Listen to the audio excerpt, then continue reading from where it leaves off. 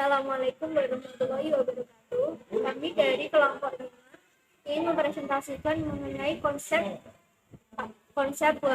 akuntansi wakaf. Yang pertama mengenai definisi akuntansi wakaf. Akuntansi wakaf adalah mengatur pengakuan, pengukuran, pengajuan, dan pengungkapan transaksi wakaf, yakni menurut PSAK nomor 112. Transaksi dan peristiwa lain terkait wakaf yang dimaksud dalam pernyataan ini adalah penerimaan, pengelolaan, dan pengembangan aset wakaf, serta penyaluran manfaat dari aset wakaf yang dilakukan oleh nazir dan penyerahan aset wakaf oleh wakif. Kemudian yang kedua mengenai dasar hukum. Dalil-dalil hukum mengenai akuntansi dalam Islam. Yang pertama, saya sebutkan dari surat Ali Imran ayat ke-92. Bismillahirrahmanirrahim. Lan tanalul birra hatta tunfiqu mimma tuhibbun wa ma tunfiqu min syai'in fa innallaha bihi alim. Yang artinya tentang perintah agar manusia menyedekahkan sebagian harta yang dicintainya. Kemudian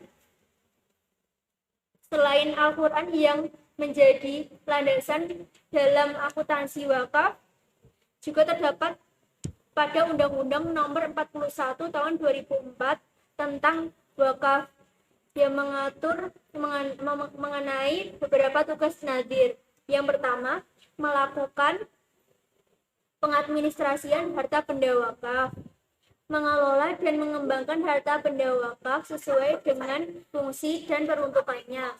Yang terakhir, mengawasi dan melindungi harta benda wakaf.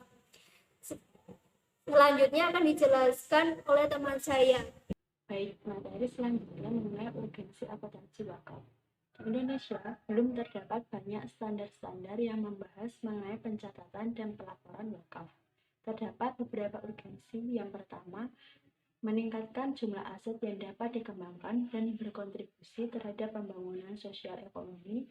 Yang kedua, adanya kesadaran nazir terhadap akuntabilitas lembaga wakaf dalam memberikan layanan sosial kepada masyarakat.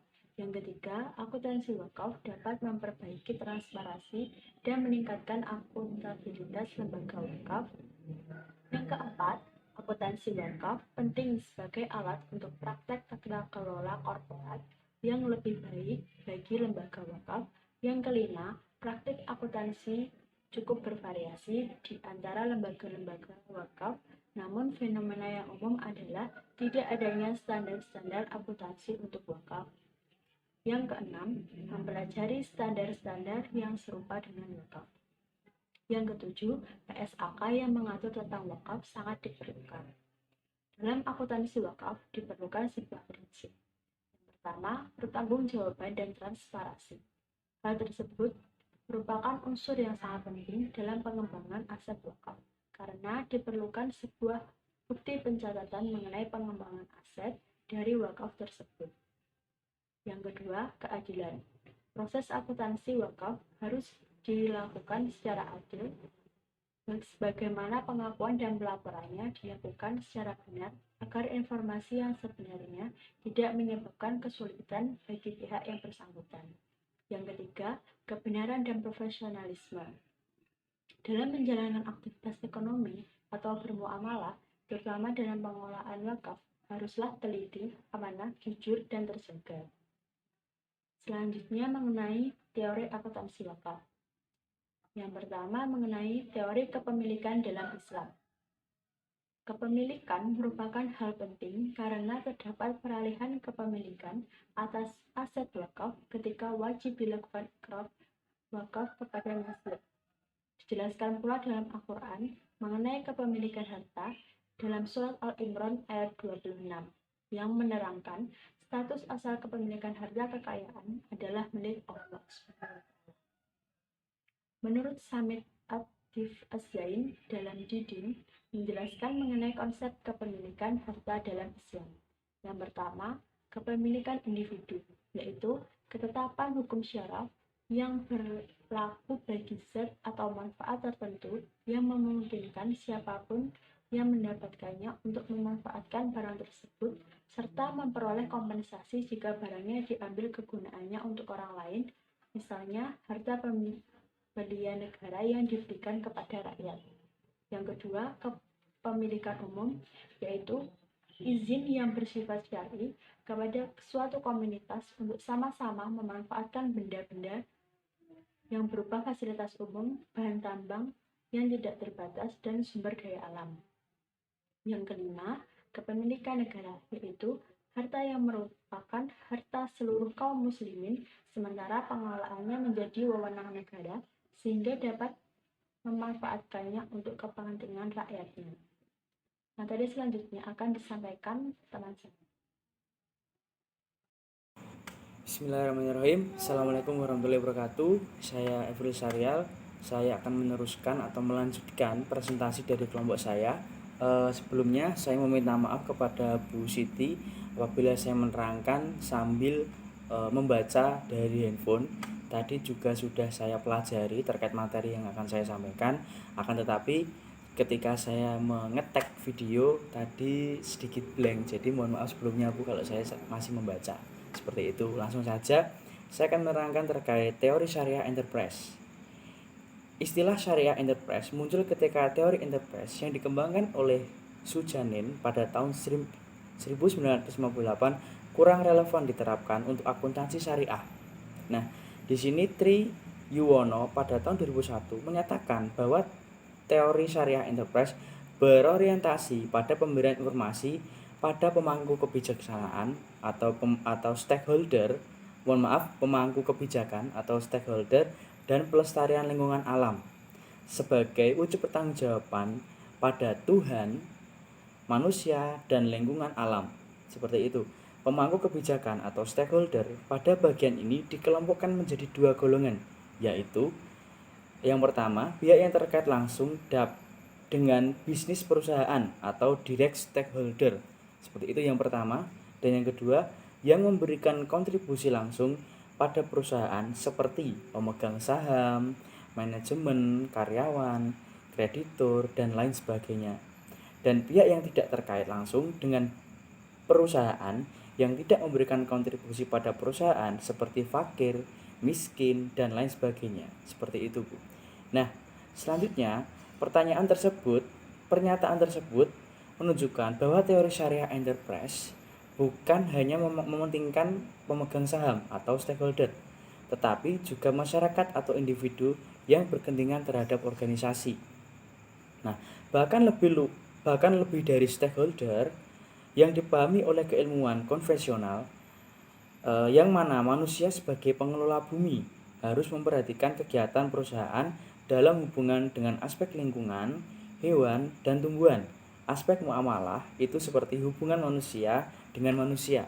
Jadi itu ada dua aspek. Yang pertama terkait aspek lingkungan, itu nanti terkait kepada hewan dan tumbuhan, dan selanjutnya terkait aspek dari hubungan manusia dan manusia itu namanya aspek muamalah, seperti itu. Nah, serta aspek ibadah itu ada hubungan manusia dengan Allah Subhanahu wa taala sebagai pencipta alam. Nah, rangkaian kegiatan yang dilakukan manusia secara keseluruhan bernilai ibadah. Jadi semua kegiatan manusia selama ini yang kita lakukan itu sebagian dari ibadah kita kepada Allah Subhanahu wa taala. Nah, tidak ada pemisahan antara agama dan kegiatan bisnis karena sumber daya yang dimiliki dan dinikmati manusia saat ini adalah amanah dari Allah Subhanahu wa taala yang harus dikelola sebagaimana firman-Nya dalam surat Al-Baqarah ayat 254. Ayat tersebut menjelaskan bahwa Allah Subhanahu wa taala merupakan pemegang kendali atas seluruh alam. Jadi yang mengendalikan kita atau mengendalikan semua yang ada di alam ini adalah Allah Subhanahu wa taala. Seperti itu. Nah, kita tinggal menjalankan, kita tinggal mentaati peraturan, kita tinggal mentaati syariat-syariat yang telah diajarkan kiai-kiai kita kepada kita agar kita tidak terjerumus kepada jurang kemaksiatan. Seperti itu.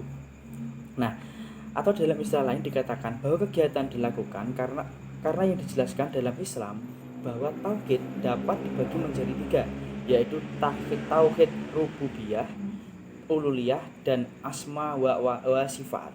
Nah, itu tiga tauhid yang dijelaskan di sini. Terus menurut Abdul Wahid dan Nas Akbar pada tahun 2008, berikut penjelasan mengenai keterkaitan tauhidullah dengan ekonomi Islam. Yang pertama, implementasi tauhid rububiyah pada pengingat ekonomi Islam. Nah, di sini ada 2 poin, nanti akan saya sebutkan pada intinya saja. Yang pertama, para ekonom Islam harus yakin kepada Allah Subhanahu wa taala bahwasanya Allah Subhanahu wa taala itu sebagai pencipta alam semesta. Allah Subhanahu wa taala tidak membutuhkan makhluk, tetapi makhluknya yang sangat membutuhkannya. Jadi Allah Subhanahu wa taala itu tidak membutuhkan kita, tapi kita sebagai makhluk Allah itu justru membutuhkan Tuhan atau membutuhkan dari Allah Subhanahu wa taala, seperti itu. Nah, yang kedua, para pengingat ekonomi Islam harus yakin bahwa Allah Subhanahu wa taala merupakan satu-satunya zat yang memberi rezeki. Nah, jadi kalau kita sedang berusaha atau sedang bekerja, tidak lain tidak bukan, rezeki itu bukan dari siapa-siapa, rezeki itu turunnya dari Allah Subhanahu wa taala. Di sini sudah dijelaskan, bahkan rezeki seseorang telah diatur sejak dalam kandungan sebagaimana yang disebutkan dalam surat Al-Hud ayat 6. Dan tidaklah satu binatang melata pun di bumi melainkan Allah lah yang memberi rezekinya, seperti itu. Nah, yang kedua itu ada implementasi tauhid uluhiyah. Nah, di sini dijelaskan para penggiat ekonomi Islam harus memperbaiki akidah dan amaliyahnya, akidah dan amal ibadahnya sebelum mendakwahkan ekonomi Islam. Jadi seseorang apabila akan menjelaskan sesuatu atau menjelaskan terkait syariat Islam, itu juga harus ada dasarnya. Nah, dasarnya sebenarnya ada fikih, terus ada kitab-kitab yang mendasari dari omongan-omongan kita. Nah, sebelum kita dakwah atau melakukan pencerahan kepada orang lain, itu sebenarnya kita harus membaca dulu atau kita memahami dasarnya dulu, baru kita berbicara kepada orang lain, seperti itu. Nah, yang ketiga, implementasi tauhid asma wa sifat. Bagi penggiat ekonomi Islam, para penggiat ekonomi Islam harus menginternalisasi 99 asma Allah Subhanahu wa taala atau yang disebut dengan Asmaul Husna, seperti itu. Nah, dalam kegiatan berekonomi, sebagai contoh asma Allah Subhanahu wa taala, Al-Aziz, yakni yang maha kuat, yang mana dalam berekonomi Islam perlu memiliki kekuatan dalam kaitannya dengan mental, kekuasaan, teknologi, informasi, dan lain-lain, seperti itu. Nah, apabila kita melakukan sebuah usaha atau apabila kita melakukan sebuah pekerjaan, kita juga harus mempunyai mental yang kuat. Yang pertama, yang kedua, kita harus mempunyai jiwa atau jiwa pemasaran kita, jiwa pengelolaan, jiwa administrasi, dan sebagainya. Pengetahuan itu penting.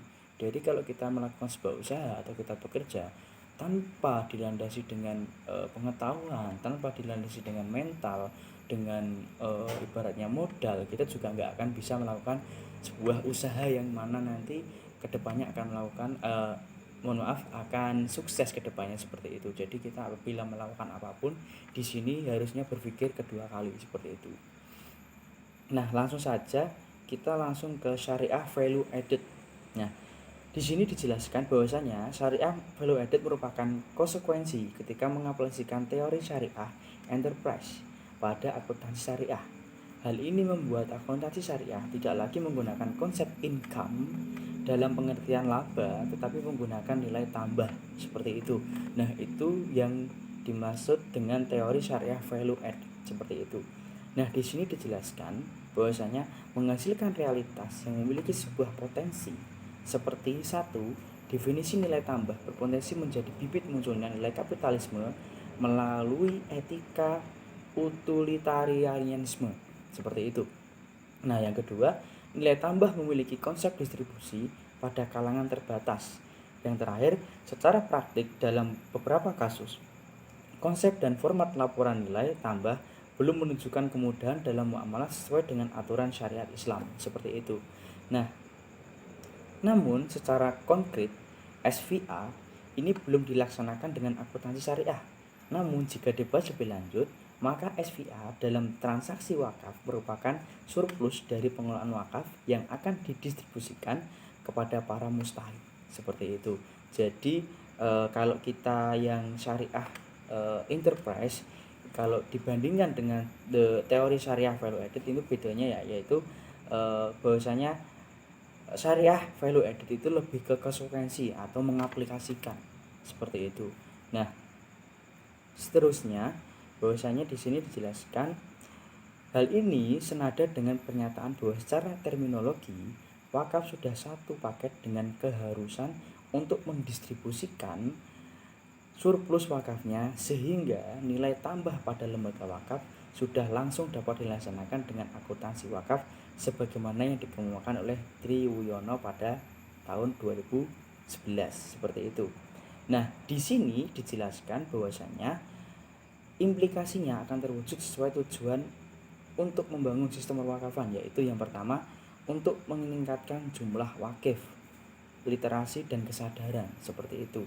Yang kedua, untuk meningkatkan jumlah dan diferensifikasi harta benda wakaf. Yang ketiga, untuk meningkatkan kualitas pengelolaan seperti itu. Nah, ini sudah cukup panjang saya jelaskan terkait teori syariah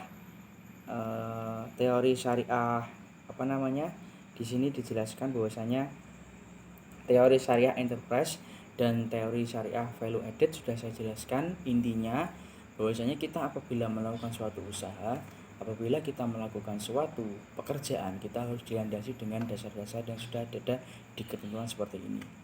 Perlakuan harta wakaf dalam akuntansi di Indonesia.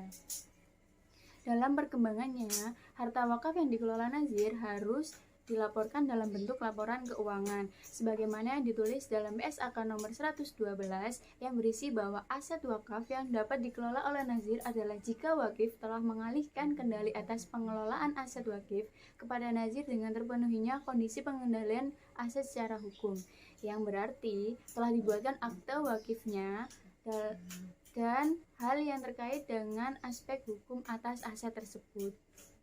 Teori akuntansi wakaf. Mohon maaf jika ada kesalahan dalam kata-kata dan pembicaraan. Kami selaku manusia tidak luput dari dosa, dan semoga kalian yang menonton ini diberi lancar rezeki dan diberikan kesehatan pada Allah Subhanahu wa taala. Amin. Terima kasih buat yang sudah nonton. Semoga bermanfaat. Wassalamualaikum warahmatullahi wabarakatuh.